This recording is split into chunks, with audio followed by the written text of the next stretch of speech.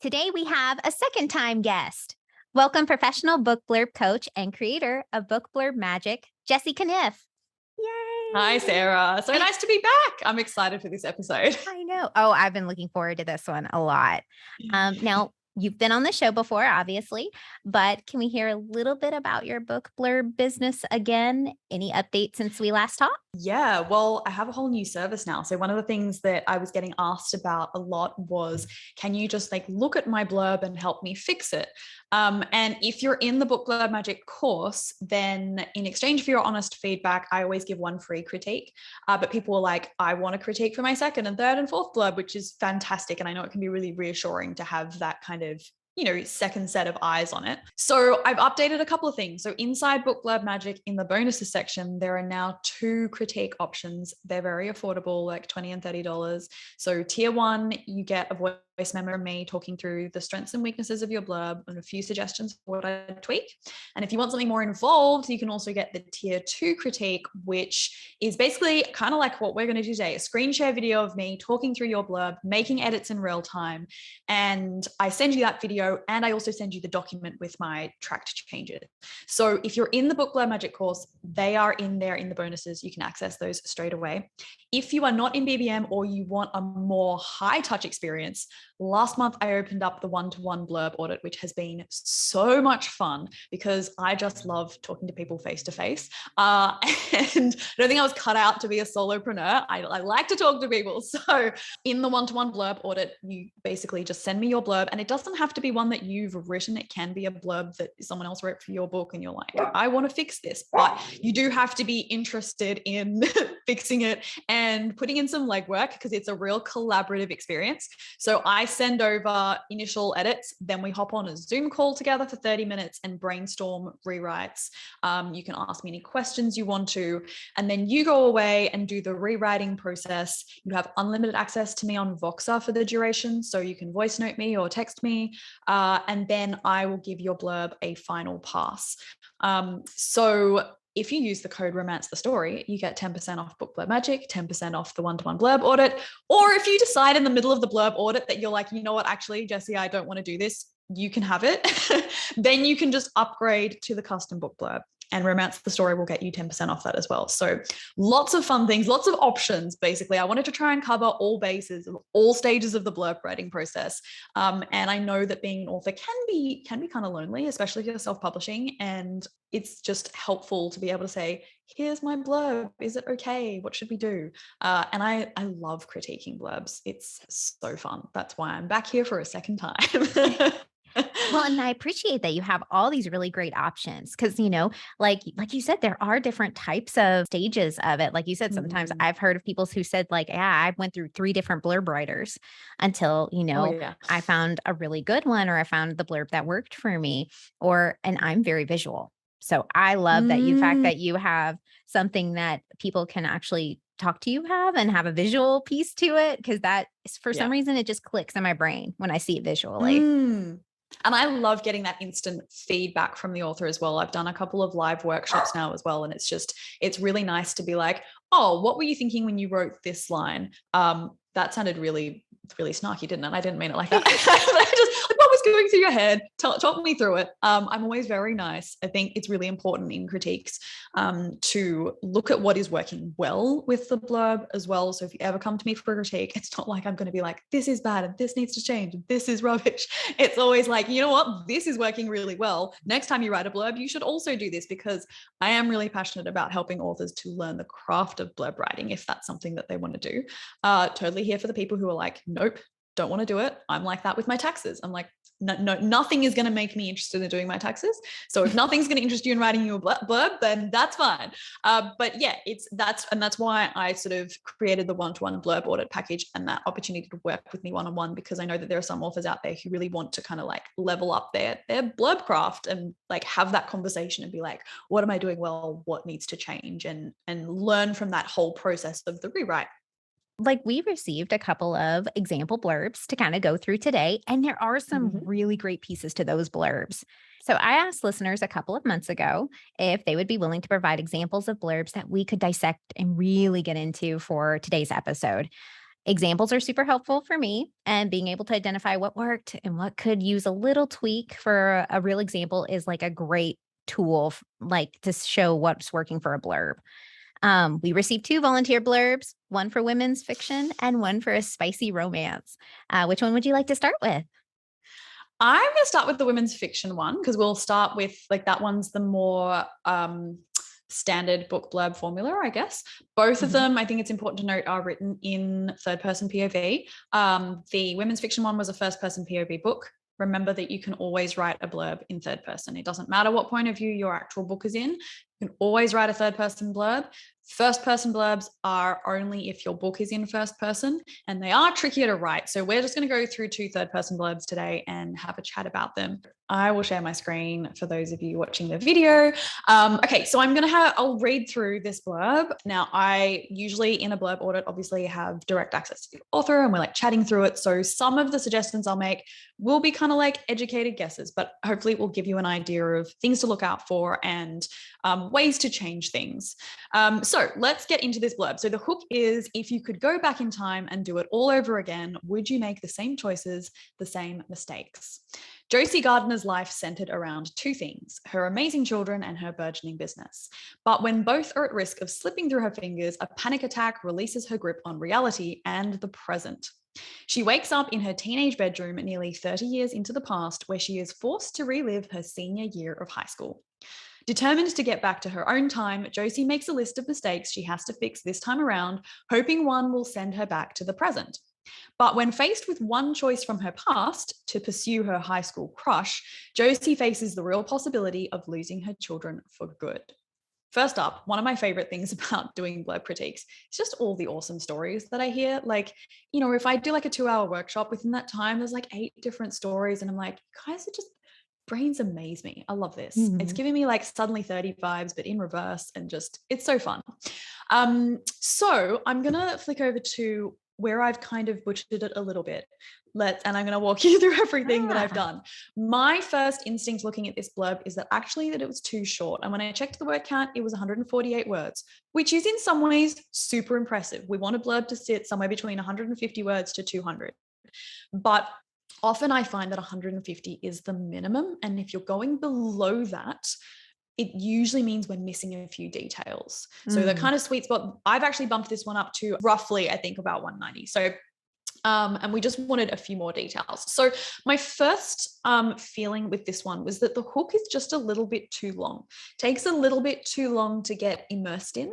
And while I love the use of questions are a fantastic way to get your reader involved in your blurb super quickly. This question takes a little while to get to the part where the reader is asking themselves, would they make the same choices? And because the first part of it is, if you could go back in time, that's the kind of generic sort of phrase that we hear quite a bit. And it doesn't necessarily indicate strongly enough that we're going to get asked a question. So it could theoretically be easy for a reader to tune out. And best case scenario, they're going to have to commit to a long sentence to get to the bit that hooks them. So my suggestion for this, and this is like, again, I'm just spitballing and throwing stuff out here, but I've suggested, would you take a second chance to have it all, even if it meant losing everything else? Or it could be everything you've loved or everything you've worked for. But what I'm doing here is juxtaposing kind of 2 concepts. So would you take a second chance? And actually that means losing everything. So that nice little contrast is always a great thing to do in hooks. But also I get to the question much quicker because I'm starting with, would you take a second chance? And the reader's instantly like, a second chance to do what? So in just sort of, 1, 2, 3, 6 words instead of maybe like 8 or 9, have got to that question and have the reader going, oh, I don't know, would I take a second chance? And then hinting that actually the second chance has a rather big caveat, which is the crux of this story, right? If she chooses a different path, she loses her kids and her business and this life that she's built up. So that would be my first suggestion for the hook, and it'd be something that, you know, you could play around with, but just cutting through to the actual essence of the story. It is also important, and this is not something this author has done incorrectly, but I like to mention it anyway. It's important to note that your hook shouldn't be conveying any crucial information. It should be capturing the essence of your story in a way that evokes curiosity. Don't use your hook to introduce any names or places or key events. We've got to think of the hook as almost totally separate from the blurb. They should be able to work completely independently, which is something that this author nailed. That's great.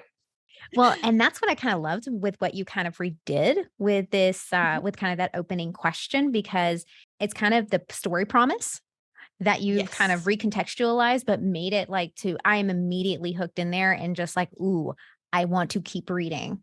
Why will I lose everything? Exactly. And then I loved the original, kind of what she originally wrote, but like you said, it was taking a little long to kind of, I know my brain kind of tripped over the two questions back to back. Exactly. And you don't want, and this is the kind of, you know, scary and also exciting thing about blurbs, is the goal is to make sure the reader can't trip. Like, you have to make this the smoothest reading experience they are ever going to have in their life. If you have to retake on any of those sentences, you've got to assume that you might lose them. And I know that sounds really brutal. It sounds like a lot of pressure, but it also just means you can really kind of enjoy yourself in crafting really beautiful sentences. I think sometimes we sort of stress about trying to cram everything in and kind of forget that it's just about writing like beautiful sentences that are easy to read. And as one of my Instagram followers pointed out, writers actually write hooks all the time. The first sentence of your first chapter, like, I'm going to willing to bet you slaved over that. The first sentence of any chapter, the last sentence of a cliffhanger chapter, like, they're all hooks. We actually do this all the time. And I was kind of mind blown when my follower said that. I was like, oh my God, you're right. Because it's just a different context. So, you know, authors are actually well practiced at doing these kind of things. And as you say, it's got to encapsulate the story promise and recontextualize it or rephrase it in a way that's going to snag people in. I will say, looking at this blurb straight away, I can see that the structure is really good. So I can see that we've got a setup paragraph, we've got an inciting incident, and we're raising the stakes. That is done really well, which is, you know, a big part of what I look at when I'm looking at a blurb going, right, do we do an audit or do we start again from scratch? If the structure is there, then we can work with it. So that is a really, really promising thing. Shall we move on to the first paragraph? Sure. So my first thing that I tweaked is I changed centered for centers, because we want to stick with present tense for our blurbs.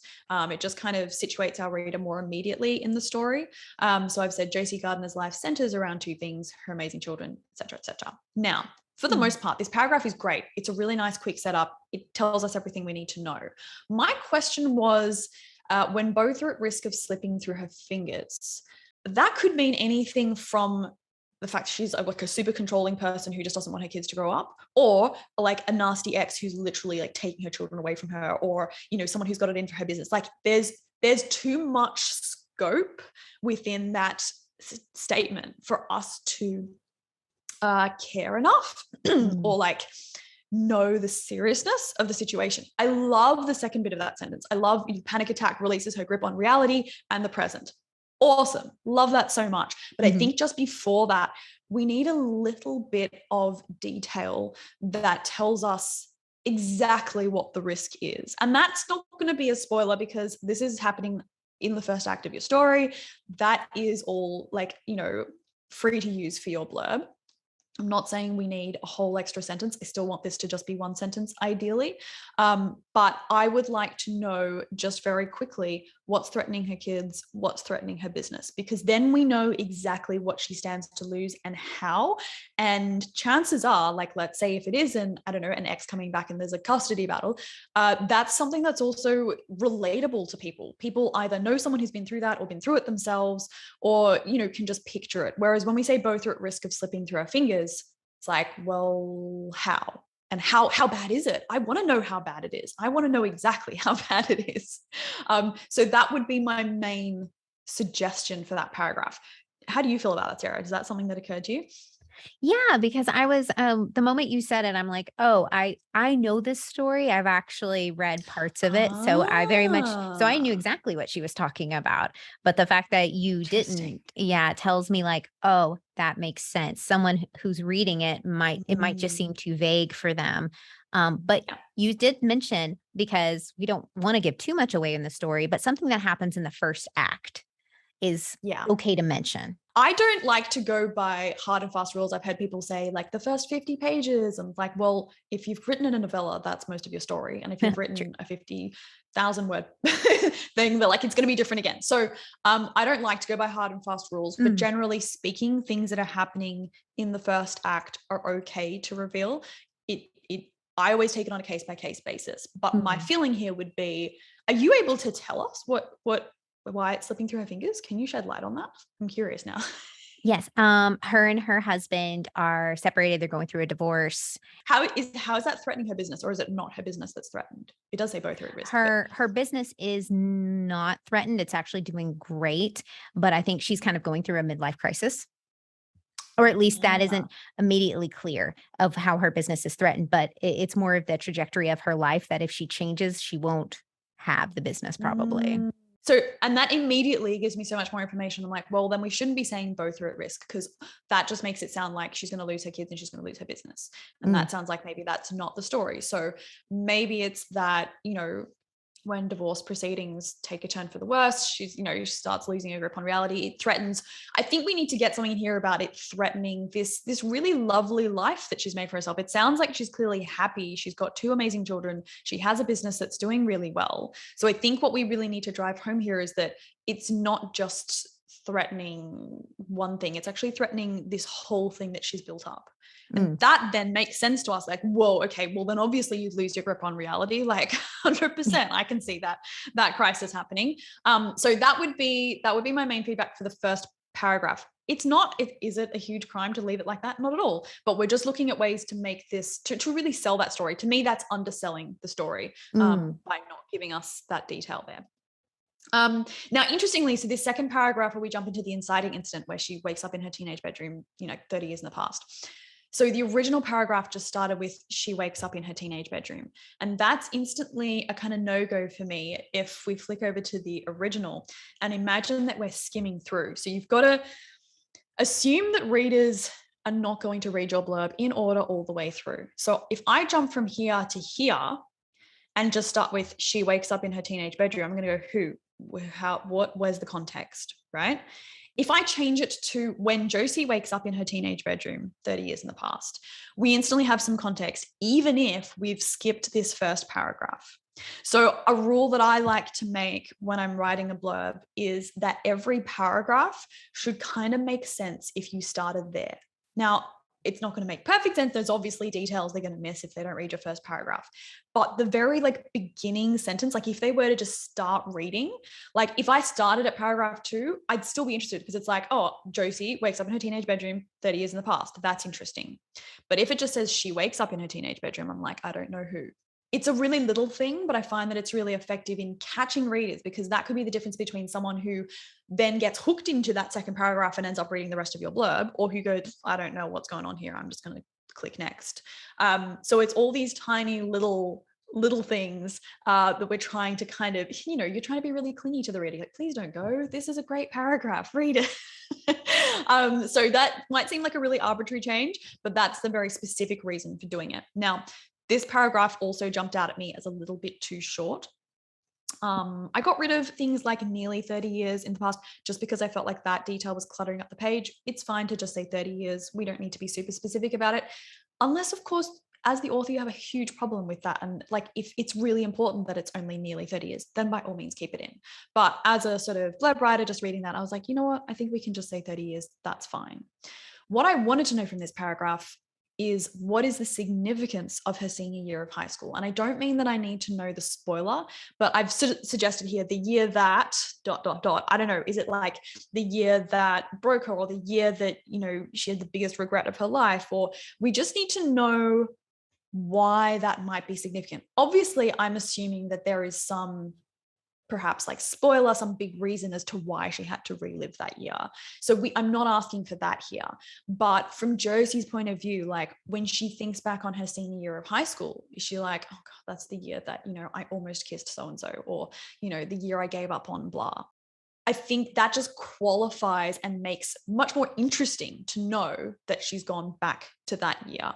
And so that would also then just flesh out that paragraph just a tiny bit more, and it just look a little bit healthier to me in terms of the level of detail that we have there. Not that there's anything wrong with short paragraphs in blurbs, but occasionally, and especially in third person POV blurbs, we tend to stick to a more conventional paragraph length. First person POV, totally different rules. That's a whole other podcast episode. You kind of got rid of we call them, I guess, in my critique group, we used to call them junk words. But I like that you kind of condensed it down, made it really tight, and just kind of made it a lot more succinct. So that way, if I'm glazing over it, I get the gist. Yeah, you want readers to get the gist as quickly as possible. And as authors, we kind of like very detail oriented because you've just written a whole freaking book. And so the fact that it's nearly 30 years, you're like, it's not actually 30 years, it's nearly. But is it important for the reader to know that? In some instances, it might be. In most instances, I would say it's not. And they're really, even if you leave the nearly in there, all I'm going to remember as a reader is 30 years. I'm not really going to remember the nearly. So yeah, I like the term junk words. It's like those little ones that sort of, to me, make the page look cluttered. And like I say, we are trying to make the blurb as easy as possible to read, like ridiculously easy. Last paragraph, I really enjoyed. I've made a few small changes just to try and get to kind of the crux of the motivations. So third paragraph starts determined to get back to her own time. I'm more interested in kind of the motivation under that. So I've hazarded a guess at like determined to prove herself, or maybe it's determined to get back to the ones she loves. Of course, we kind of know that if we got stuck 30 years in the past, we'd be pretty keen to get back to our own time. So to me, that's not the most interesting thing. I would like to know what's going on inside of her. Like, why is it she wants to get back to her own time? And this could go, if it was a humorous book, you could go determined to, get home in time to make her kids dinner. Like you could have that level of detail if you wanted, right? I feel like that's probably not the tone of this book, but that is so much more, it gives us a lot more imagery than just determined to get back to her own time, because we all go, well, yeah, I probably would want to as well. Try to dig onto that, to the motivation. And I'm going to talk about motivation in the next blurb as well, because it's a really nice way to kind of get to the good stuff.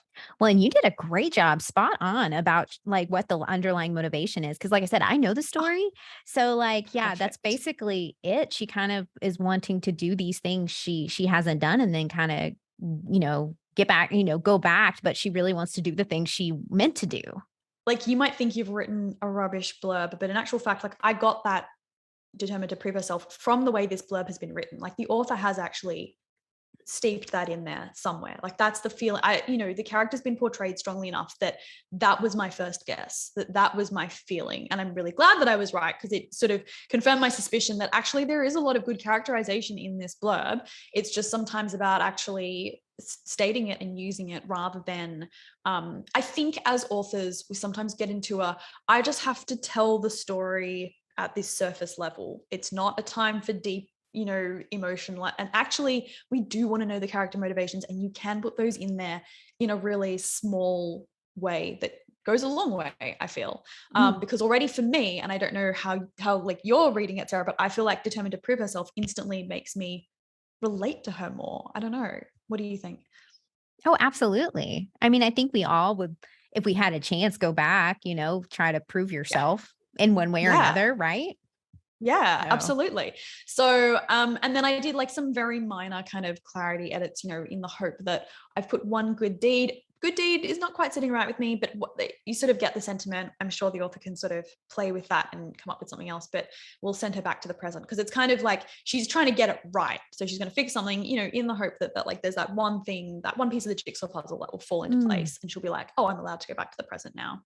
And then again, to just get some more imagery. So initially we had, when faced with one choice from her past to pursue her high school crush, to me, I'm like, I want to know about the temptation. Like, is it that one moment where she didn't kiss him? Is it that one moment where she said no to going to prom with him? Is it like, what was that one moment where it could have gone either way, because I feel like that is what she encounters, and stop me if I'm wrong, but I've done like a complete guess here, like, and I've just said when she's faced with the temptation from her past, and I've been like, 7 minutes in heaven with her high school crush, or what is it, playing spin the bottle, or saying yes to that kiss, like whatever it is, I, rather than just to pursue her high school crush, and to be honest, I actually would even go as far as naming the high school crush. I'd even like, 7 minutes in heaven with Tommy Jones, the high school heartthrob, like whatever it is, I think let's personalize it and really kind of paint that picture for the reader of like, oh, like I'm sure most of us can think back to our teens and be like, oh, there was that one person that like, I would have really loved if this happened.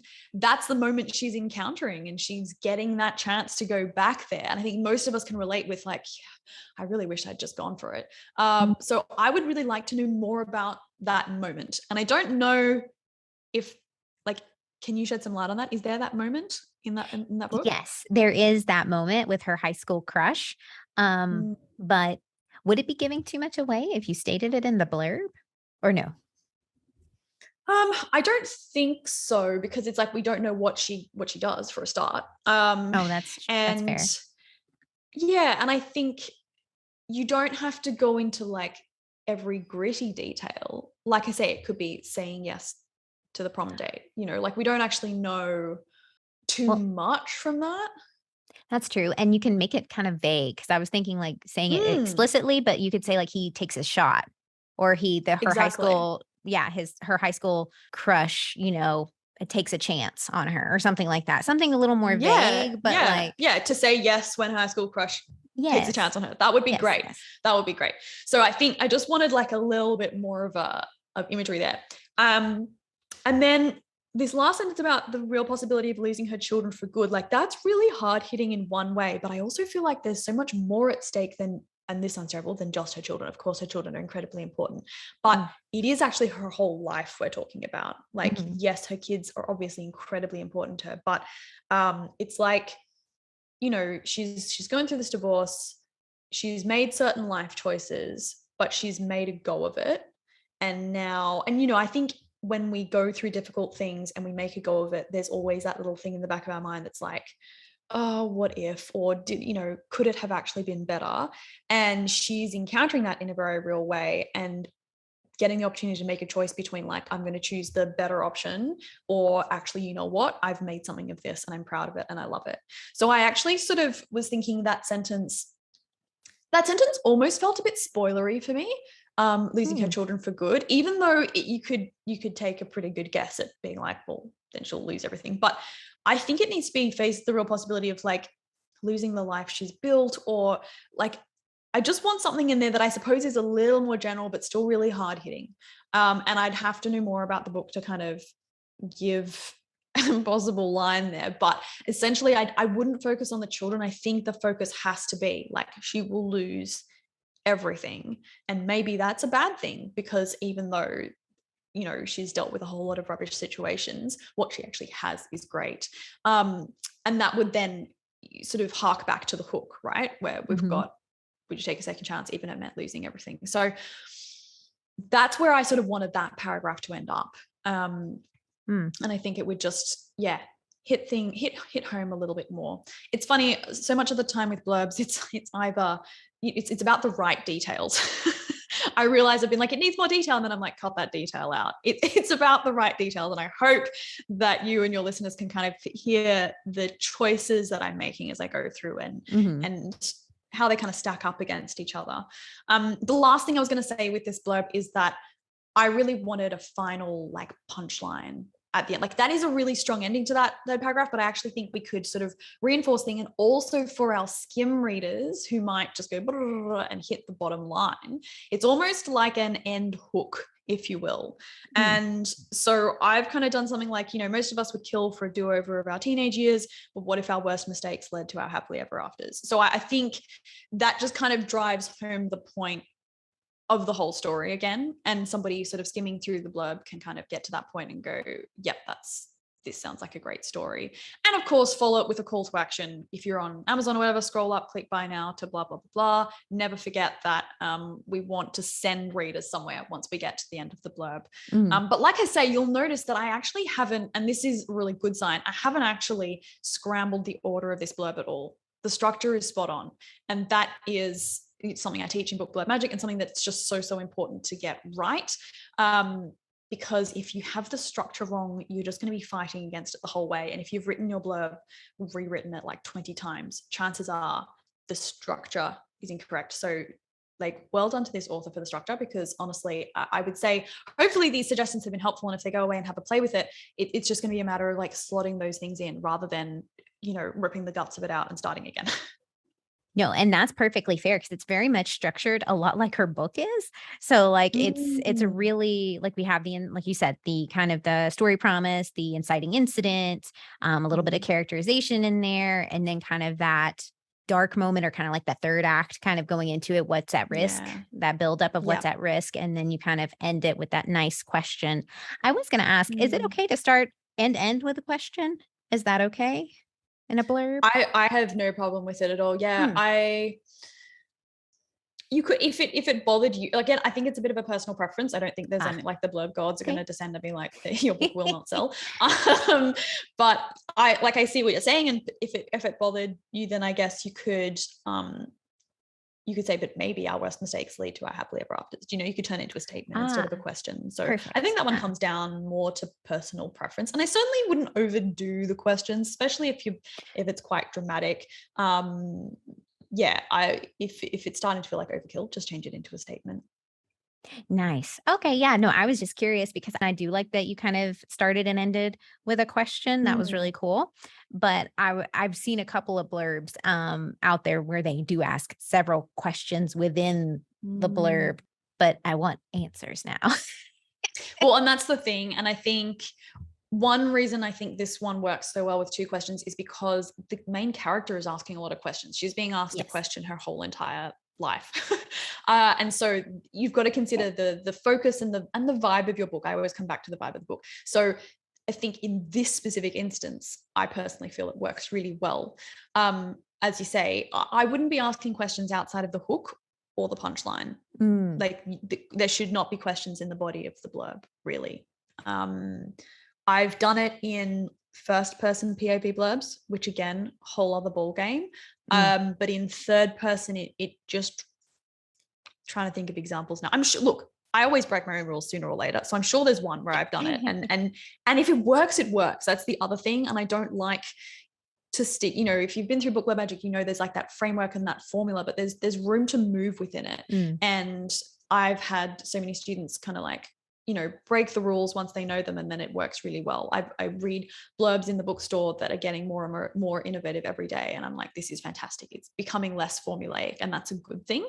But yeah, if it works, it works. And you're a writer, like you can make those calls. I think so much of this second guessing comes from authors feeling like they don't have the authority to make a judgment call on their blurb. And I know sometimes it can feel really hard. And if you're way out of your comfort zone, like I say, that's what the blurb audit and whatnot is for. But don't be afraid to kind of just look at it as a writer and be like, is this a good piece of writing? Would I read this? Would I be interested in this? Because that's genuinely all it is.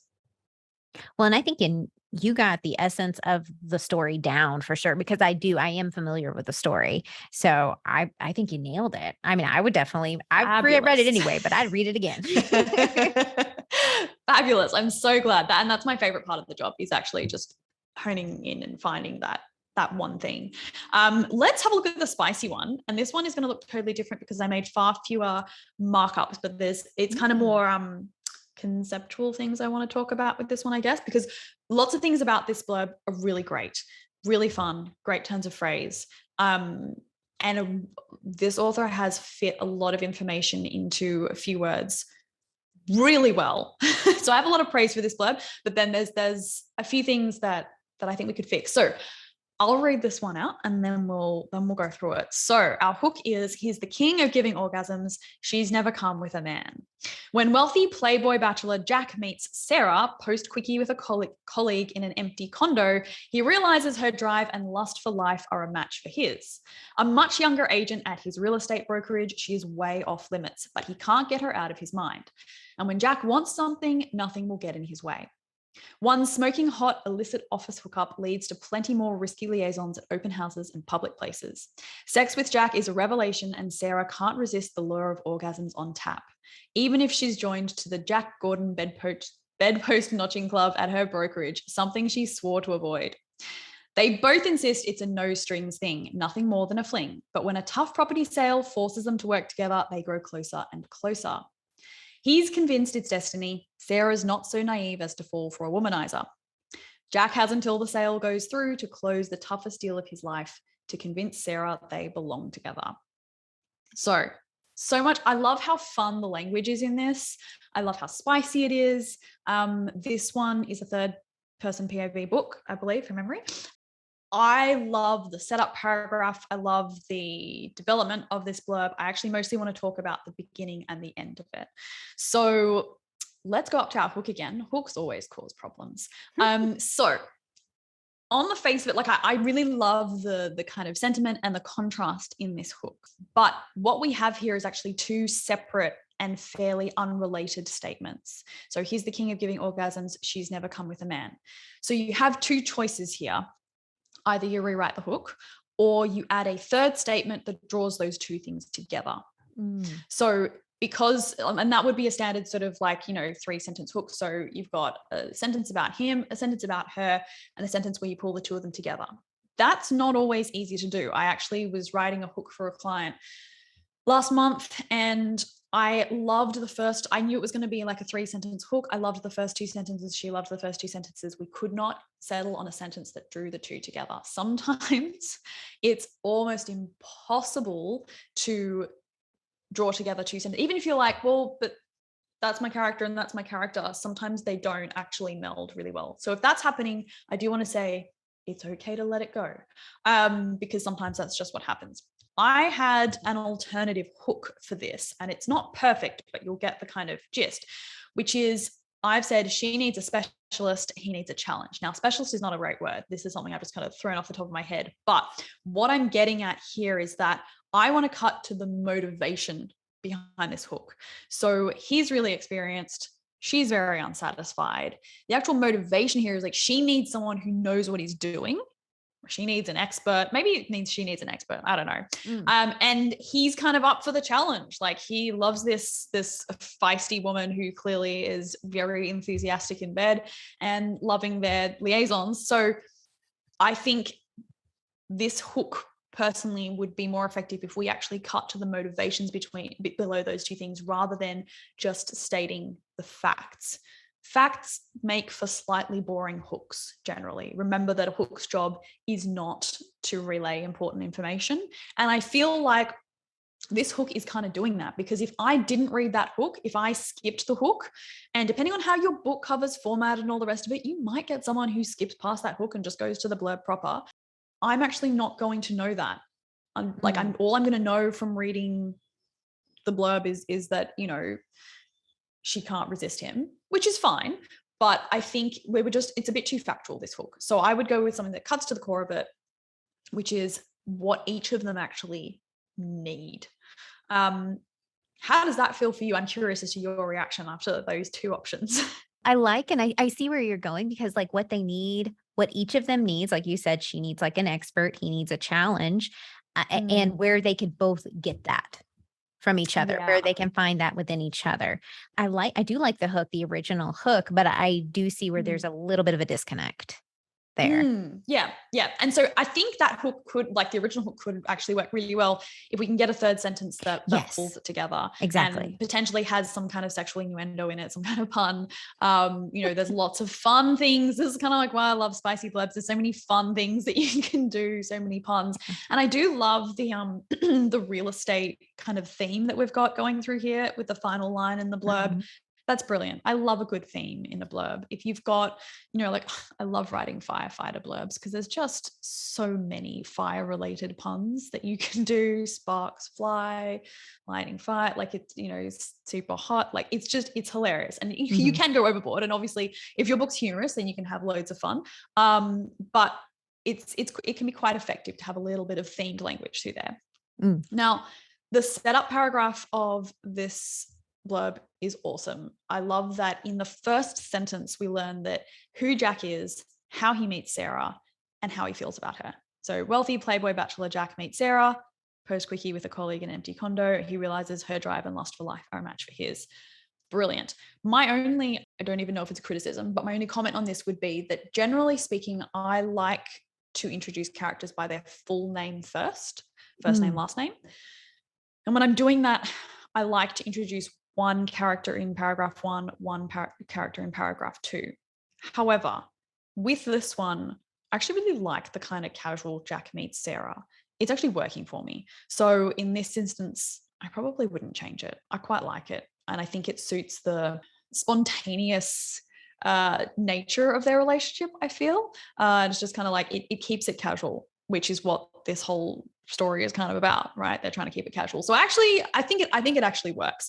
Generally speaking, I would go, first name, last name, but I think it's working here. So I'm okay with that. I was thinking, well, it kind of matches their encounter. Like it sounds like post quickie with a colleague in an empty condo. So like maybe they just didn't have time to get each other's last names, or maybe they're just like, let's go for it. So exactly. And this is, again, why I don't like to be too finicky about rules. Because, if you ask me, hey, Jessie, how do you normally introduce a character? I'd be like, make sure it's first name, last name the first time we hear from them, and first name only after that. But this works perfectly for this blurb. So I don't have a problem with it at all. It totally, again, fits the vibe. You want your blurb to fit the vibe of your book. The only thing I changed about the first paragraph was I inserted a line break. So I put this, and when Jack wants something, nothing will get in his way. I actually made that a new line. And that's partially to emphasize that line, because I just thought that was a really sexy, significant line. It's like, he's not going to let up until he gets what he wants. And also it's very skimmer friendly. So even if I don't really know, even if I sort of jumped down, I might see, in fact, when I kind of look at this blurb, just first off, I might see the hook, and then I might also see when Jack wants something, nothing will get in his way. And like that instantly gives me like a feeling about what kind of main character he is. And if I'm a romance author looking for men like that in my books, I'm like, yeah, let me go back and read that first paragraph. I want to know who this guy is. So kind of just helps it stand out a bit. Love that. I suppose it was the second paragraph. I've kind of made it the third now. That it sort of tells us about how that one hookup leads to plenty more, that it's risky, that it's at open houses and public places. I love the sentence, sex with Jack is a revelation and Sarah can't resist the lure of orgasms on tap. That's just so great. It just tells us everything we need to know about her experience of it. And I also like this detail about, even if she's joined the Jack Gordon bedpost notching club. I will say I think that's a little bit wordy. I'd probably say something like, even if she's now another notch on the Jack Gordon bedpost, something she swore to avoid. I'd probably go for something a little bit tighter like that, because I will admit, as a reader, when I first read that, I was like, Jack Gordon bedpost notching club. Oh goodness, okay, that's really long. And then went, oh, and also we haven't heard his last name before. So that's an extra thing to process. So I actually would say, even if she's now another notch on the Jack Gordon bedpost, something she swore to avoid. The only problem with that is it doesn't kind of indicate that. It sort of sounds like he's sleeping around with other people at the brokerage. So look, I mean, I don't think it's a crime of a sentence. I will say it made me stumble a little bit. So if there's a way to tighten it up, I would suggest that the author do that. But it's fun, and it really tells us what we need to know. Exactly. And I'm with you kind of a little bit on that one, because I loved the whole paragraph. And then, but when I read that, even if she's joined the Jack Gordon bedpost notching club at her brokerage, man, I get tripped up over you now saying out loud. But I saw Gordon, because I guess my eyes just caught on that word and said, same. Who's Gordon? That was my initial Yep. reaction. So And so if you like, because if we said, even if she's now another notch on the Jack Gordon bedpost, we wouldn't have to capitalize bedpost. I think it's the capitalizations that then Gordon pops out at us because it's the only name we haven't seen so far because everything's capitalized. But if we just said the Jack Gordon bedpost and bedpost wasn't capitalized, our eye's going to see that differently. We're like, oh yeah, Jack Gordon. Okay, that's him. Yeah. So I think just it would be easier to process that information. So that would be, it's funny, the little nitpicky things you get hung up on in blurbs, but that's something that I would be looking to just shift slightly. but it also leads back to the skimming part because our brain automatically processes those things. Like you said, because we think it's a proper name or a proper title of some sort when you say Jack Gordon bedpost notching club. But then yes, if we just fix those just quick capitalizations, our eyes would probably glaze over it a little easier.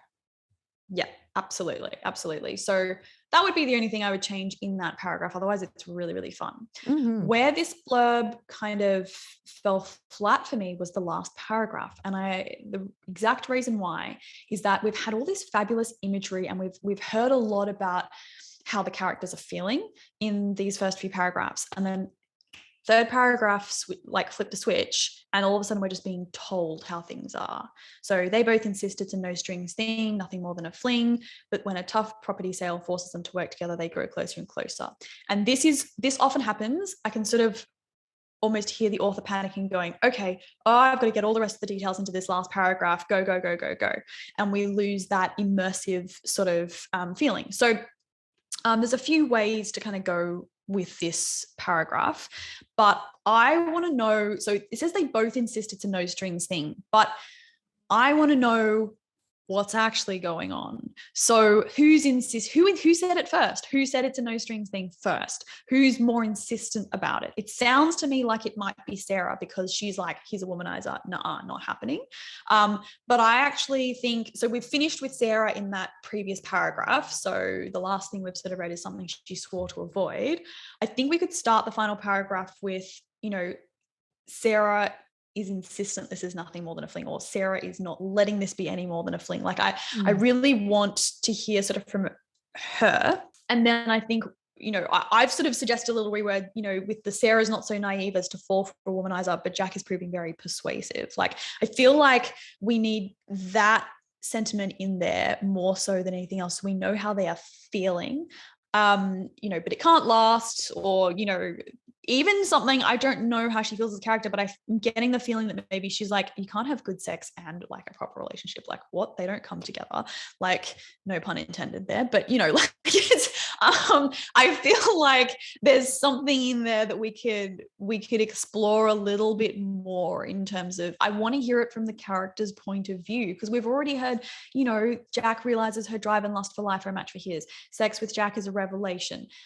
She swore to avoid the bedpost. Like, we're hearing so much stuff from the character's point of view, and then this paragraph is like the author talking rather than the characters. So I want to get back into the characters' heads in this paragraph.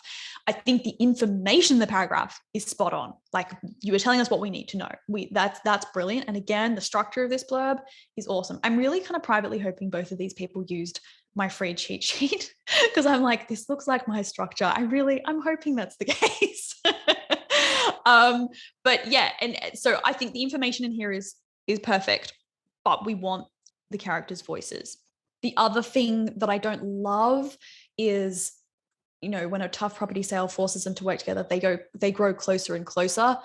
Closer and closer is like the most platonic kind of sounding thing in this whole blurb, and it's just not it's not capturing the fun that I've had earlier in this blurb. So I want to hear something about they can't stop the sparks flying, or that, it's getting harder to ignore something such feelings. Like, I want something more visceral in there. I want something sexier. And I understand that they're also obviously catching feels. So, give us a little bit of an insight into how that is actually feeling for them, and more show, less tell. It seems like we got a good flow going. Then all of a sudden we kind of put the brakes just slightly on, just as we get to the third paragraph, because you're right. It kind of I want more stakes, or a little bit more of how they're growing. What are they doing together? I want to feel that tension. Yes. They're both in this, having really hot sex, but being like, no, this is going to end soon. and then have this opportunity to find out more about each other. Like maybe it's that when a tough property sale forced them to work together, Sarah sees a different side to Jack, or Sarah, I just want to hear more of that kind of revelation, I guess, happening. And the other tricky thing is that we need to hear it for both of them. So we've got Sarah's not so naive as to fall for a womanizer. But the final sentence of this blurb, which I'm so torn because I love it. Like, Jack has until the sale goes through to close the toughest deal of his life to convince Sarah they belong together. I kind of love that. But at the same time, I think I've written in the comment here, like, this is only from Jack's point of view. Like, what are Sarah's stakes and can we draw them together somehow? And this is a pretty common thing that happens with romance blurbs, because you come up with a killer sentence like that and you're like, done. But in actual fact, it's not actually capturing both sides of the story. And we really need both sides of the story, whether they're each a separate sentence. Because the other thing that isn't quite ringing true for me here is that we know that he's a playboy. So why is he suddenly convinced it's destiny and he needs to convince Sarah they belong together? Like, I actually need to go on a little bit more of a journey to believe that he gets there. So I need to hear like what he's seeing in her other than her body. Like, what is it he's noticing about her? So that paragraph is really the only one that needs a kind of overhaul, and it's got a lot of the right information in there, just written from the narrator perspective rather than on the character's level. So I want to hear, like, the no strings thing, we definitely need to get that in there, but I want to hear who's saying that more. Like, is it, Sarah is convinced this is a no strings thing, but Jack is feeling XYZ. And then, yes, tell us about the forced proximity situation, because that's like a plot detail we need to know, that they're forced to work together. But don't just tell us they go closer and closer. Like, give us a concrete thing, or something that someone notices, or a feeling that someone feels. And like, it sounds like Sarah has trust issues maybe as well. I don't know. So like, maybe the stakes for her are like, no, she's not so naive as to fall for a womanizer, but like, he's actually, maybe he is actually someone she can trust. Like, I want to kind of get inside their heads more in this paragraph. And I feel, because the author did such a fantastic job of the first two paragraphs, that is going to be something they can do 100%. And I'd be really excited to see how it turns out, because it's such a fun blurb and it's such a great story. Again, I just love this. I love, one of my favorite things sometimes is talking to authors in an audit, and they'll be like, oh, because this happens in the story. And I'm like, hang on, that happens in the story and you haven't told me in the blurb? Like, we need that detail in there. Like, I feel like authors are just so modest about their stories. I love critiquing blurbs, because this is where we get the fun stuff, and we can be like, you know what, actually, you get to brag a little bit, like, in a sense. It's like, this is your awesome story and you get to tease that detail or like amp up those feelings or whatever. Like, let's go for it. So yeah, I think this has been a really fun one. Both of them are really fun to go through, and really great contrasting examples, I think, of different challenges that could come up in the blurb writing process. And hopefully my chatting through them has given you guys some insight into the choices and the steps in evaluating what details need to go, what details need to stay, and how we word them. Absolutely. And I love that we were able to, like you said, find the vibe, right? Really had different vibes of two different types of blurbs. And you were able to hone in on them really, really well and figure out exactly, where they needed to be just maybe tweaked just slightly, to really elevate that story. This spicy one in particular has been, I think this is a book that's already been out. She was just revising. Yeah. And that is a fantastic thing to do. Like, it's always worth revisiting a blurb. I've spoken to multiple people who have had either, their sales tank or, skyrocket after changing a blurb, whether that's one that, I've had people go, oh, I paid for this really expensive blurb and actually my sales just tanked, and then I revised it and now they've, accelerated again. So I think never be afraid of looking at your blurb and go, just like, you will know as an author, does this fit my book? Like, is it really capturing my book? And that's part of what I love about what I do, and why the audits are so fun, is that we get on that Zoom call and then I'll be like, does this feel right? And authors can tell me straight away whether something is right or not. They're like, yep, that fits the book, or nope, it doesn't. And we get through things so quick when we can sort of have that conversation of be like, this needs to change, that needs to change, this is actually this. And it's really important, I think, for a blurb to really accurately represent a book, because then people who love your blurb will love your book. And that just means better reviews and engagement overall, which is what we all want, right? Exactly. That's what we want at the end of the day as writers. So where can listeners find you and connect? I am always on Instagram. I love making reels, love making posts. So Instagram at Book Blurb Magic is the place where I hang out. The link in my bio, there are all of my services. But if you want to drop me an email at any time, if you're not an Instagram person, Jessie at bookblurbmagic.com. If you want to send me your blurb and ask whether, I think you should do the blurb audit or just start again from scratch, I'm happy to take a look at that. I am offering that service for free, essentially like a little free blurb assessment until the 1st of October, because that is when the blurb audit price is going up. So at the moment, if you buy a blurb audit today, tomorrow, up until the 1st of October, it's $67 US, and that is with the one-to-one Zoom call and the Boxer access and all the rest of it.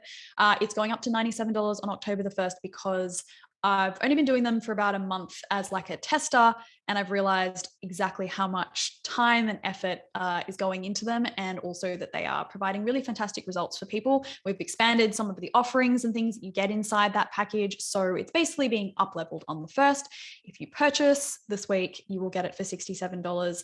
And if you're not quite ready to send me your blurb, just shoot me an email after you've purchased and give me a heads up of when you want to send it over. You don't have to send it this week if you don't have it. And of course, use the code Romance the Story for 10% off that low price of $67. That'll also work on the custom book blurb service and the Book Blurb Magic course, depending on what you'd like to jump into. I am working on a full-blown website, but if you want to go to bookblurbmagic.com at the moment, it will take you to the sales page for the course. If you're confused in any way, just email me, Jessie at bookblurbmagic.com, and I will be able to help you out.